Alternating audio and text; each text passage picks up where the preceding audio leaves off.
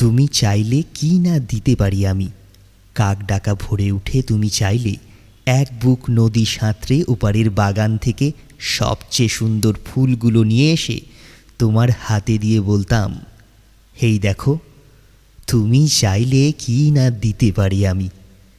যদি বলতে ওই উঁচু করমচা গাছে কিংবা আকাশ ছোঁয়া কাঁচা মিঠে আম কিংবা জামরুল কিংবা আমলকির থোকা পেরে দেবে, অমনি আমার চরকি নাচানো পায়ের আঙুলের কসরতের খেলায় তরতর করে এ ডাল ও ডাল সে ডাল ছাড়িয়ে প্রায় আকাশটার কাছে উঠে গিয়ে বলতাম, এই দেখো, তুমি চাইলে কি না দিতে পারি আমি।